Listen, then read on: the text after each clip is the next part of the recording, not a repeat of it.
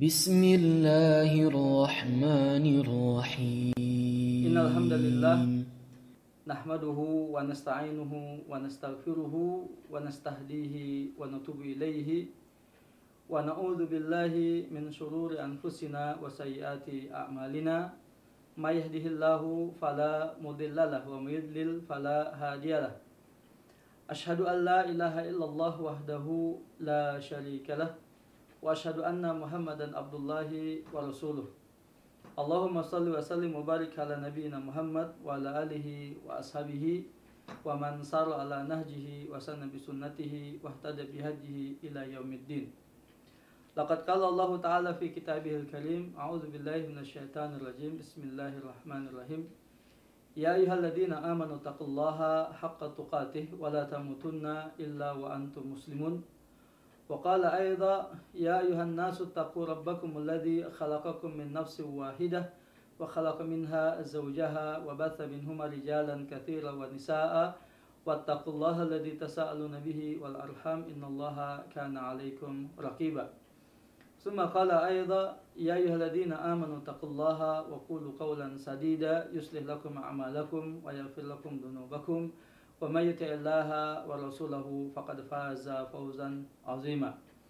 ثُمَّ أَمَّا بَعْدُ فَإِنَّ أَحْسَنَ الْحَدِيثِ كِتَابُ اللَّهِ وَخَيْرَ الْهَدْيِ هَدْيُ نَبِيِّنَا مُحَمَّدٍ صلى الله عليه وعلى آله وسلم وشر الأمور محدثاتها فإن كل محدثة في الدين بدعة وكل بدعة ضلالة وكل ضلالة في النار. Yang saya hormati dan semoga mendapatkan limpahan curahan rahmat dari Allah Tabaraka wa Ta'ala, bapak-bapak dan ibu-ibu sekalian, para orang tua dan wali santri pesantren Ibnu Taimiyah Bogor tahun pengajaran 2020-2021, dan juga semua santri dan santriku yang aku banggakan dan aku cintai karena Allah Subhanahu wa Ta'ala. Dalam pertemuan virtual kita di kesempatan kali ini, patut kiranya untuk kita tidak henti-hentinya mengucapkan dan memanjatkan puja dan puji serta syukur kita tujukan hanya kepada Allah Subhanahu wa Ta'ala, Rabb semesta alam, tiada sekutu baginya, yang hanya kepada Allah kita menyembah dan beribadah, dan hanya kepadanya kita memohon pertolongan. Alhamdulillah, Allah Subhanahu wa Ta'ala dengan rahmatnya, dengan kasih sayangnya selalu dan senantiasa mencurahkan, melimpahkan berbagai nikmatnya, rahmatnya, karunia-Nya, kebaikannya, keutamanya pada kita semua, terutama nikmat sehat walafiat, yang dengan nikmat tersebut kita dapat beraktivitas dengan baik hingga hari ini. Dan nikmat kesehatan hari ini sangat mahal harganya, sangat tinggi nilainya. Semua mengutamakan bagaimana kesehatan itu mesti dijaga dan harus terpenuhi untuk kita semua, dan agar kita dapat beraktivitas dengan sebaik-baiknya. Maka patutlah kiranya dan wajiblah kiranya kita bersyukur atas nikmat kesehatan yang Allah berikan pada kita saat ini. Alhamdulillah. Maka untuk kemudian kita gunakan nikmat kesehatan itu semaksimal mungkin, kita beribadah kepada Allah Subhanahu wa Ta'ala dengan tetap menjaga salat-salat wajib kita, salat-salat sunnah kita, bacaan Al-Quran kita, zikir dan doa kita, ya, serta aktivitas-aktivitas peribadatan yang lainnya. Kemudian tidak lupa selawat dan salam kita limpahkan, kita haturkan ke hariban baginda Nabi Muhammad sallallahu alaihi wasallam beserta keluarga beliau, sahabat beliau dan umat beliau hingga akhir zaman. Bapak-bapak dan ibu-ibu yang saya hormati dan dimuliakan oleh Allah Subhanahu wa Ta'ala, serta santri dan santriwati pesantren Ibnu Taimiyah tahun pengajaran 2020-2021. Kesempatan virtual kali ini dalam rangka masa orientasi santri untuk mengawali kegiatan atau juga proses belajar mengajar di tahun pengajaran 2020-2021 di tengah-tengah pandemi COVID-19 yang melanda hampir seluruh belahan bumi ini, termasuk negeri kita, dan hal ini menjadi sebuah keadaan di mana Allah Subhanahu wa taala ingin menampakkan dan menunjukkan pada kita kekuasaannya, kemudian juga ada hikmah yang diinginkan oleh Allah Subhanahu wa taala kepada kita sekalian, baik dalam ranah bagaimana kita beribadah pada Allah Subhanahu wa taala, ataupun juga dalam dunia pendidikan yang kita bergelut di dalamnya. Sehingga hikmah yang bisa kita ambil adalah bahwa pendidikan dan pembinaan putra dan putri kita ternyata menjadi tanggung jawab kita bersama. Dan masa-masa seperti inilah terasa bagaimana peran kita sebagai guru, peran kita sebagai orang tua, peran pemerintah dalam menetapkan regulasi-regulasi pembelajaran dan sebagainya menjadi sebuah keniscayaan untuk saling berkolaborasi, untuk saling berta'awun, bekerja sama, untuk saling memikul tanggung jawab dalam kebaikan pendidikan dan pembinaan putra dan putri kita semua. Maka Bapak dan Ibu sekalian serta santri dan santriwati pesantren Ibnu Taimiyah Bogor, yang semoga Allah Subhanahu wa taala melindungi kita semua dan memberikan pertolongan serta kemudahannya agar semua aktivitas yang kita jalankan dapat berjalan dengan lancar. Di kesempatan kali ini saya selaku pimpinan pesantren Ibnu Taimiyah Bogor diberikan amanat untuk memaparkan secara umum tentang peran serta aktif pesantren dalam dunia pendidikan kita, dan juga visi misi pesantren Ibnu Taimiyah Bogor yang mulai dicanangkan di awal tahun pembelajaran ini, ya 2020-2021, sehingga diharapkan masing-masing unsur untuk dapat bersinergi, untuk dapat saling bekerja sama dalam mencapai cita-cita dan tujuan pendidikan yang kita inginkan bersama. Saat ini dunia global ya, tidak terlepas adalah negeri kita, kemudian termasuk dalamnya adalah Kementerian Pendidikan dan Kebudayaan, kemudian juga Kementerian Kemenak yang membawahi lembaga-lembaga dan institusi-institusi pendidikan lainnya, tidak terlepas dari apa yang kita kenal dengan revolusi industri 4.0, di mana pemerintah mencanangkan sedemikian besar ya program-program yang ditetapkan dan juga anggaran-anggaran belanja yang digelontorkan ya untuk dunia pendidikan, sehingga dapat menghadapi revolusi industri 4.0 yang kita semua sudah paham bagaimana karakternya. Apa yang kita kenal dengan istilah Internet of Things katanya, atau IoT, di mana segala sesuatu berorientasi dan ditentukan oleh jaringan internet. Semuanya dengan serba cepat, semuanya dengan serba instan. Ya, sehingga dunia pendidikan harus dapat menyesuaikan perkembangan zaman yang seperti ini, yang mau dan tidak mau juga harus menguasai kemampuan teknologi.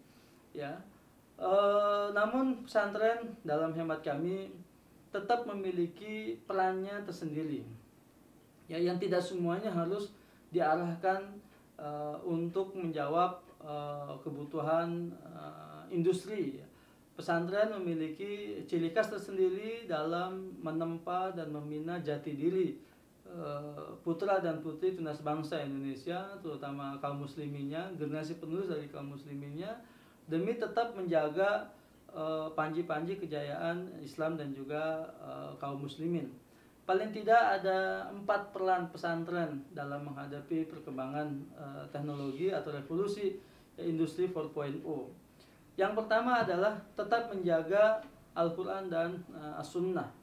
Ya, tetap menjaga Al-Quran dan Sunnah sebagai sebuah landasan baku bagi kita sebagai kaum muslimin, yang tidak boleh bagi kita untuk meremehkan pembelajaran Al-Quran dan Sunnah ini tanpa kita memberikan perhatian yang sangat besar di dalamnya.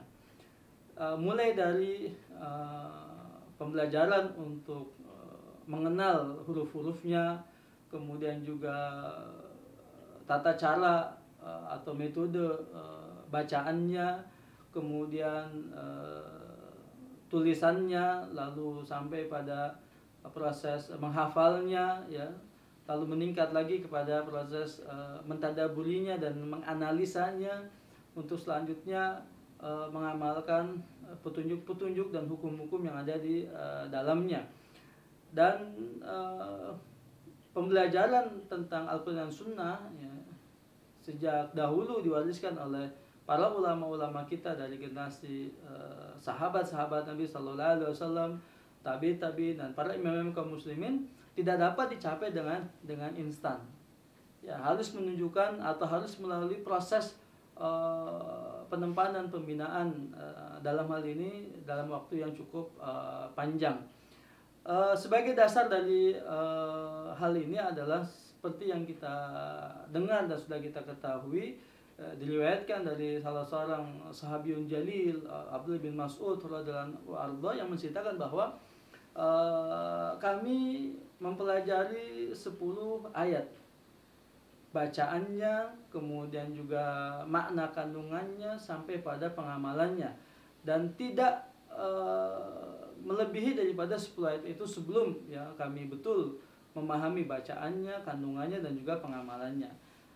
Bisa dibayangkan dalam 10 ayat sementara Al-Quran membutuhkan 6.000 sekian ayat banyaknya, ya, paling tidak ada proses sekitar 600 kali, ya, proses untuk pembelajaran Al-Quran tadi, mulai dari bacaannya, hafalannya, pemahaman isinya sampai pada pengamalannya, ya. 600 kali jika dipahamkan dalam satu proses 10 ayat itu misalnya membutuhkan waktu 1 bulan misalnya, ada yang bisa lebih panjang daripada itu, ada yang bisa lebih cepat daripada itu, maka dikalikan 600 kali lipat. Berarti berapa waktu yang harus kita butuhkan untuk betul-betul Al-Quran dan Sunnah itu dapat meresap pada setiap diri kita, gitu. Nah, itu hal yang pertama. Kemudian hal yang kedua, ya, proses pendidikan dan pembinaan yang menjadi ciri khas daripada pesantren adalah pembinaan akhlak dan adab-adab syariah, akhlak-akhlak karimah dan juga adab-adab syariah. Ya, belajar bukan hanya sebatas untuk pemenuhan aspek kognitif, ya, apa yang disebut dengan knowledge katanya, atau pengetahuan, informasi misalnya. Jika hanya sebatas itu saja, banyak informasi yang bisa kita akses melalui internet, ya. Tetapi belajar yang lebih daripada itu adalah bagaimana dia belajar dalam pembinaan akhlaknya dan juga adabnya.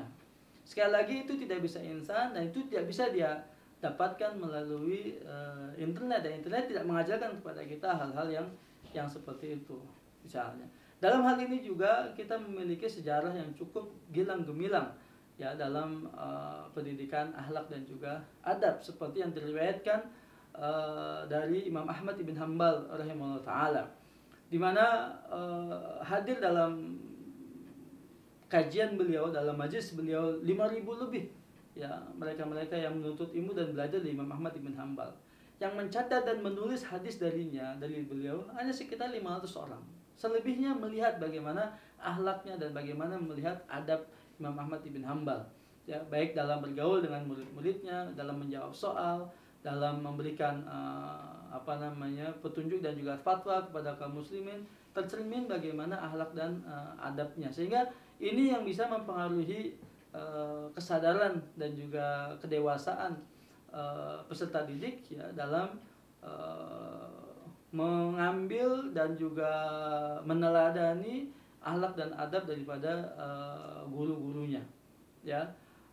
Karenanya pendidikan akhlak dan adab juga tidak bisa instan, ya, tidak bisa instan. Bahkan Al-Imam Syafi'i rahimahullah mengumpamakan pendidikan adab atau bagaimana dia menuntut akhlak dan adab itu seperti halnya seorang ibu mencari anaknya, anak satu-satunya yang hilang. Ya, lebih daripada itu. Ini menunjukkan betapa pentingnya kita memperhatikan pembinaan akhlak dan adab ini. Kemudian hal yang ketiga yang juga menjadi peran ciri khas daripada pesantren, ya, yang tidak lekang dimakan oleh zaman adalah menegakkan prinsip amar ma'ruf dan nahi munkar, ya, berdakwah kepada Allah tabaraka wa taala, tawasau bil haq, tawasau bis sabr, tawasau bil marhamah misalnya. Ya, dan ini menjadi ciri khusus, karakteristik khusus dari khairul ummah, generasi yang terbaik dari umat manusia, di mana ditegakkannya prinsip-prinsip amar ma'ruf nahi munkar. Kuntum khairu ummatin ukhrijat linnas ta'muruna bil ma'ruf wa tanhauna 'anil munkar wa tu'minuna billah. Kalian adalah umat terbaik yang dilahirkan untuk manusia disebabkan kalian menyuruh kepada yang ma'ruf, mencegah dari munkar, ya, dan kalian beriman kepada Allah Subhanahu wa taala. Ini juga tidak bisa diajarkan oleh internet, oleh dunia industri. Bagaimana kita melihat kema'rufan dalam kacamata syariat, yang harus kita perintahkan, yang harus kita biasakan, yang harus kita latih dan kita didik anak-anak kita untuk mengerjakannya. Dan juga bagaimana kita melihat kemungkaran yang juga harus dicegah. Nah, di mana santri-santri kita akan melatih jiwa amar ma'ruf dan nahi munkar ini, ya, maka pesantren ya menjadi kawah atau lembaga untuk penempaannya. Ini juga menjadi hal yang sangat pokok, yang sangat penting karena umat ini meraih kejayaannya ya disebabkan ditegakkannya prinsip amar ma'ruf dan juga nahi munkar. Hal yang terakhir, yang keempat, adalah apa yang disebut dengan istilah islamisasi sains, ya. Artinya memanfaatkan perkembangan teknologi itu untuk kebutuhan ilmu-ilmu pengetahuan al-Islam, ya, mengarahkan bagaimana perkembangan teknologi itu yang dimanfaatkan dan digunakan semaksimal mungkin untuk kemajuan Islam dan juga kaum muslimin. Bapak dan ibu-ibu yang saya hormati dan dimuliakan oleh Allah Subhanahu wa taala, dan juga santri dan santriwati pesantren Ibnu Taimiyah yang aku cintai karena Allah Subhanahu wa taala. 4 poin tadi ini yang menjadi core inti daripada misi yang ada di pesantren Ibnu Taimiyah Bogor, dan itu harus kita jalankan bersama-sama, ya, baik oleh pemerintahnya dengan regulasi-regulasi yang ditetapkan, kemudian pihak yayasannya, kemudian para asatidahnya, para pengasuhnya, para pengelolanya di pesantren, begitu pula masyarakat di sekitar pesantren, dan juga orang tua serta wali santrinya, ya, agar kita dapat melakukan pendidikan dan pembinaan terhadap santri-santri kita, putra dan putri kita secara maksimal. Baik Bapak dan Ibu sekalian yang saya hormati dan dimuliakan oleh Allah Subhanahu wa taala, serta santri dan santriwati pesantren Taimiyah Bogor yang aku cintai karena Allah Subhanahu wa taala. Untuk maksud dan tujuan semuanya itu, maka kami mencantangkan visi dan misi yang dapat jadikan sebagai tujuan kita bersama, ya, untuk melangkah dalam proses pembinaan dan penempatan pendidikan putra dan putri kita semua. Maka visi dari pesantren Ibnu Taimiyah Bogor hingga tahun 2030 adalah terwujudnya institusi pesantren yang dinamis dan progresif dalam membangun insan baru peradaban. Saya ulangi, terwujudnya institusi pesantren yang dinamis dan progresif dalam membangun insan baru peradaban. Ada 3 kata kunci di sana, yaitu dinamis, kemudian progresif, dan juga berperadaban. tiga kata ini menjadi core dari semua yang akan kita capai, ya. Bahwa dinamis artinya selalu bergerak, ya. Kemudian progresif artinya menuju ke arah perbaikan yang lebih baik lagi. Kemudian berperadaban artinya adalah menempatkan ilmu pengetahuan agama Islam atau syariat agama Islam secara proporsional sesuai dengan tempat-tempatnya dan sesuai dengan tata urutan dalam agama kita, baik menyangkut tentang hukum-hukumnya, ya, dan juga menyangkut pihak-pihak yang memang memiliki hak-hak yang harus kita tunaikan, yang harus kita berikan, ya. Jadi dinamisasi dan juga progresif ini mengarah kepada aktivitas yang selalu kita jalankan, ya, dalam mendidik dan membina putra dan putri kita semua. Sementara peradaban ini yang menjadi tujuan dari proses yang kita lakukan tadi, ya. Semoga Allah berikan taufiknya dan juga hidayahnya, kemudahan dan pertolongannya agar kita dapat menjalankan visi itu dengan sebaik-baiknya. Adapun misi yang dijalankan oleh pesantren Ibnu Taimiyah Bogor, ya, dimulai dari tahun pengajaran 2020-2021 adalah menguatkan manhaj dan akidah Ahlussunnah wal Jamaah di atas pemahaman salaful ummah. Kemudian meningkatkan kualitas pendidikan akhlak dan adab, kemudian meningkatkan kompetensi ilmiah syariah, kemudian meningkatkan literasi budaya dan digital, meningkatkan kompetensi life skill, soft and hard skill. Ya, ini semua diwujudkan dalam proses-proses pendidikan dan pembinaan di pesantren. Tujuan yang ingin dicapai oleh pesantren, ya, dengan visi dan misinya adalah melahirkan pribadi muslim yang bermanhaj dan berakidah Ahlussunnah wal Jamaah di atas pemahaman salaful ummah, melahirkan pribadi muslim yang memiliki kepribadian tinggi dan mulia, ya, insan adabi, melahirkan generasi Rabbani yang beriman, berilmu dan beramal, mampu berkompetensi dalam kancah ilmu pengetahuan global dan memiliki kemandirian personal serta pengembangan diri. Berikutnya karakter yang hendak kita kembangkan, ya, di seluruh sivitas akademika pesantren Ibnu Taimiyah Bogor ini, ya, dibagi menjadi dua, karakter moral dan karakter kinerja. Adapun karakter moral, ya, kami mengambil konsep dari Al-Imam Ibnu Qayyim Jauziyah rahimahullah ta'ala di kitabnya Madarijus Salikin, bahwa semua akhlak-akhlak dan adab-adab yang mulia berporos kepada 4 karakter, 4 akhlak. Yang pertama adalah al-yakin, keyakinan. Yang kedua adalah as-sabr, kesabaran. Yang ketiga adalah syaja'ah, keberanian. Dan yang keempat adalah al-iffah, menjaga kehormatan diri. Nah, kemudian karakter kinerja, ya, sebagaimana juga dikembangkan oleh Kementerian Agama dan juga institusi pendidikan yang lainnya, ada 4 karakter kinerja. Yang pertama adalah kerja ikhlas, yang kedua kerja cerdas, yang ketiga kerja keras, dan yang keempat kerja tuntas. Ya, mudah-mudahan ini juga bisa menjadi core pembinaan karakter yang ada di pesantren.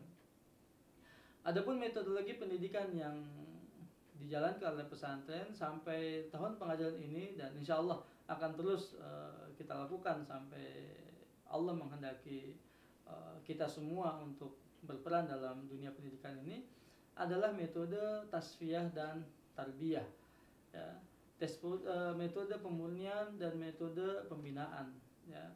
Tasfiyah, pemurnian atau juga membersihkan dari segala hal-hal yang negatif dalam akidahnya, dalam ibadahnya, dan juga dalam akhlak muamalahnya, untuk dilakukan pembinaan-pembinaan dalam akidah, ibadah, akhlak dan muamalah sesuai dengan tuntutan syariat agama kita, Al-Quran dan juga Sunnah Nabi Sallallahu Alaihi Wasallam.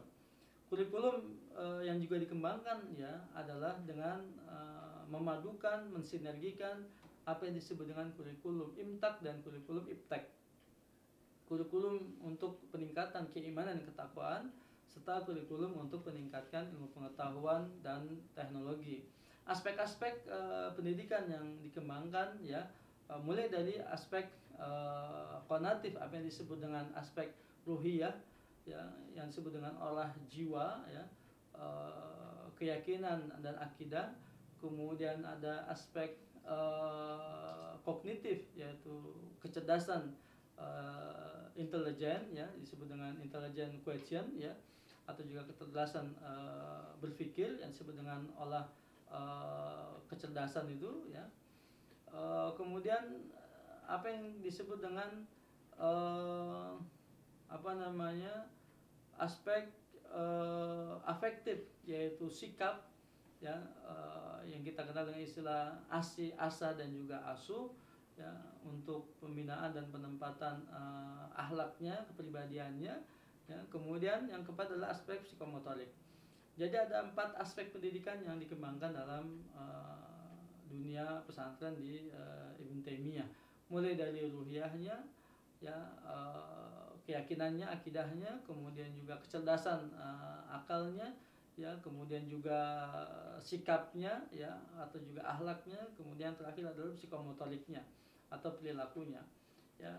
Semua ini menjadi panduan kita dalam membuat satu program pendidikan yang integratif, yang menyeluruh, yang komprehensif, yang meliputi segala aspek ya, semaksimal mungkin dapat kita kembangkan, dapat kita lakukan. Demikian Bapak-bapak dan Ibu-ibu sekalian yang saya hormati dan dimuliakan Allah Subhanahu wa taala, dan juga santri dan santriwati pesantren Ibnu Taimiyah Bogor tahun pengajaran 2020-2021. Semoga apa yang saya sampaikan menjadi bahan perhatian kita bersama untuk lebih meningkatkan ta'awun kita, kerjasama kita di masa-masa pandemi COVID-19 ini. Terakhir sebelum saya tutup adalah kebijakan dari pesantren Ibnu Taimiyah Bogor di masa pandemi COVID-19 ini yang belum menunjukkan adanya perbaikan yang signifikan di lingkungan kita. Maka kebijakan diambil adalah pembelajaran dilakukan secara daring atau virtual atau juga online selama 1 semester. Kita harapkan di Januari 2021 keadaan semua sudah jauh lebih baik, sehingga kita dapat kembali dengan penuh keamanan ya, kenyamanan dan ketentraman dalam kita belajar. Kenapa demikian? Ada beberapa alasan yang mendasar yang ingin kami sampaikan, bahwa sebenarnya jika kita ingin mengevaluasi diri sendiri ya, kita belum secara maksimal dan belum dapat memenuhi protokol pencegahan penyebaran virus COVID-19 ini dengan baik, dengan ketat. Ya, masih banyak celah-celah yang dapat dimasuki, dan itu bisa menjadi satu penyebab yang tidak kita inginkan bersama ya.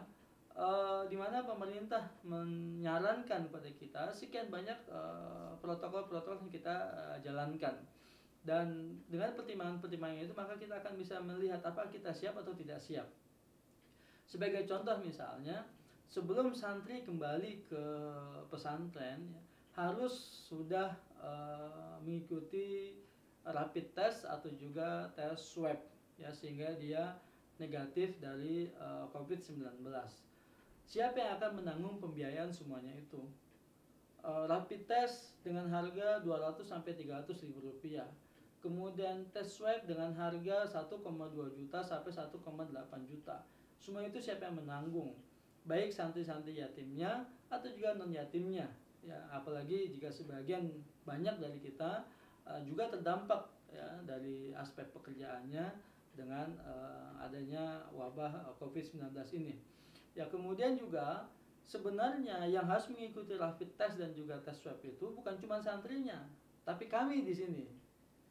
Ya, pegawai-pegawainya, kemudian guru-gurunya, karyawan-karyawannya yang notabene sebagian daripada karyawan-karyawan kita memiliki pekerjaan sampingan sebagai ojek online yang juga sudah barang tentu keliling ke daerah-daerah yang kita juga tidak bisa menjamin steril dari wabah ini, dan juga karyawan-karyawan kita yang memiliki kebutuhan pesantren juga masih hilir mudik bolak-balik ke kota Bogor, yang kita juga tidak bisa memberikan jaminan steril dari virus ini.